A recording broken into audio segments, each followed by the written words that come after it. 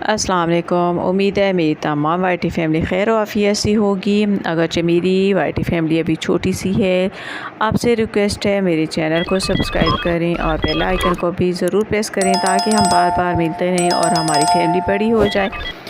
आज मैं आपके लिए मैनी पेडिक्योर का एक बहुत ही ज़बरदस्त लेकर आई हूँ जो कि आप घर पे आसानी के साथ कर सकती हैं, वो भी होम रेमेडीज़ के साथ। सिर्फ इसके लिए आपको मैनी पेडिक्योर की किट चाहिए और बस इसके लिए आपको कुछ नहीं चाहिए।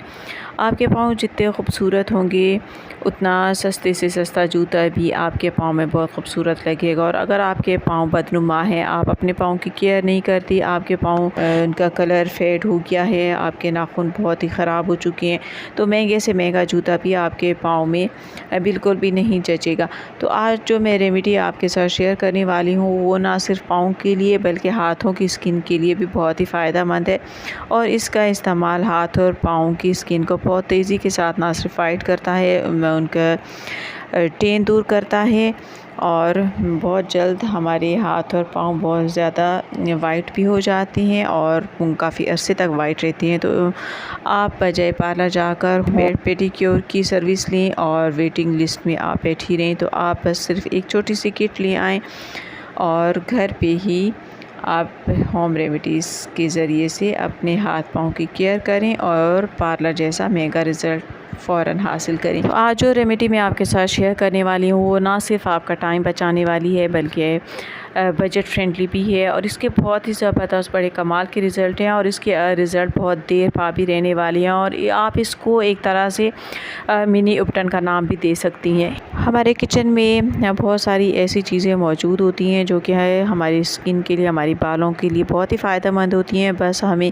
इनके कम्बिनेशन का पता नहीं होता। तो जो आज रेमेडी मैं आपके साथ शेयर करने वाली हूँ उसमें इस्तेमाल होने वाली तमाम अज्जा का इफ़ादियत मैं वीडियो में साथ ही मेंशन कर रही हूँ ताकि आपको अंदाज़ा हो सके कि ये तमाम चीज़ें हमारी स्किन के लिए किस कदर फ़ायदेमंद है। आज की रेमेडी हम बेसन के साथ बनाने वाले हैं। बेसन को रंग गोरा करने के लिए सदियों से इस्तेमाल किया जा रहा है। बेसन में कुदरती तौर पर ब्लीचिंग का असर पाया जाता है और ये काली से काली जिल्द को भी बहुत तेज़ी के साथ सफ़ेद कर देता है। तो बेसन ना सिर्फ जिल्द को गोरा करता है बल्कि ये झुर्रियों को ख़त्म करता है और कील मुहासों के लिए भी बहुत फ़ायदेमंद है और चेहरे पर मौजूद छाइयों को भी बहुत तेज़ी के साथ ख़त्म करता है। और कील मुहासों वाली जिल्द में मौजूद ऑयल का सबब की वजह से कील मुहासे बन जाते हैं, उनको बहुत तेज़ी के साथ कंट्रोल करता है क्योंकि बेसन में एक कुदरती तौर पर जिल्द में मौजूद तेल को जज़्ब करने की सलाहियत होती है। इसलिए बेसन का इस्तेमाल सावन के मौसम में खाने के लिए भी किया जाता है क्योंकि सावन के मौसम में हमारी जिल्द बहुत ज़्यादा ऑयल पैदा करने लग जाती है। साथ ही इसमें मैंने हल्दी का इस्तेमाल किया है।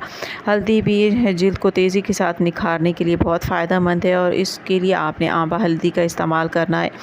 तो इसके लिए मैंने चने की दाल ली है, चूँकि बेसन भी चने की दाल से ही बना हुआ होता है, तो लेकिन इस रेमेडी के लिए आपको चने की दाल ही चाहिए क्योंकि चने की दाल बिल्कुल खालिस है, जबकि बेसन में कुछ मिलावट वगैरह भी हो सकती है। तो आपने गाय का कच्चा दूध ले लेना है। अगर आपको गाय का कच्चा दूध मिल जाए तो बहुत ही बेहतर, वरना आप इसमें भैंस का कच्चा दूध भी इस्तेमाल कर सकती हैं। दूध आपने कच्चा इस्तेमाल करना है, डब्बे वाला दूध आप इसमें इस्तेमाल नहीं कर सकती।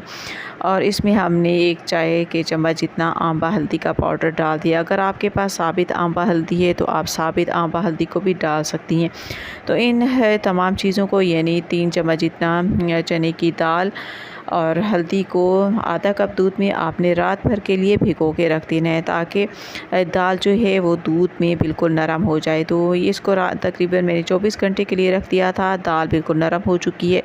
अगर गर्मी का मौसम है तो आपको इससे फ्रिज में रखना चाहिए क्योंकि गर्मी की वजह से दूध ख़राब हो जाएगा और इसमें से स्मेल आना शुरू हो जाएगी और आप इसको ज़्यादा देर के लिए सेफ़ नहीं रख सकेंगे।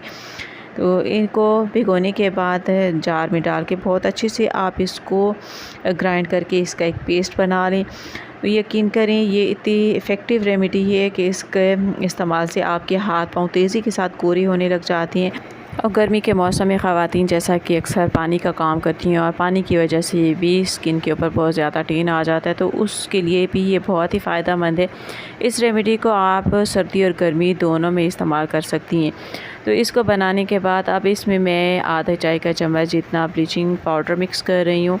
तो बस ये हमारी रेमेडी मुकम्मल तैयार है। आप इसको किसी जार में डाल के फ्रिज में 1 हफ़्ते के लिए सेफ़ रखें। जब भी आपको हाथ और पाँव वॉश करना है तो आप इस रेमेडी के साथ ही अपने हाथ पाँव को वॉश करें, या फिर एज़ ए मास्क आप अपने हाथ पाँव में दिन में 1 बार लगाएं, और अगर वॉश करना है तो आप 2 या 3 मरतबा इसी के साथ अपने हाथ पाँव को वॉश करें, तो बहुत तेज़ी के साथ वाज़ेह फ़र्क आपको नज़र आने लग जाएगा। तो उम्मीद करती हूँ आज की वीडियो आपको पसंद आई होगी। वीडियो पसंद आए तो लाइक ज़रूर कीजिएगा और कमेंट में ज़रूर बताइएगा कि आपको आज की वीडियो कैसी लगी है। तो मिलते हैं नेक्स्ट एक और इस तरह की बहुत अच्छी सी इन्फॉर्मेटिव वीडियो के साथ। तब तक के लिए अल्लाह हाफ़िज़।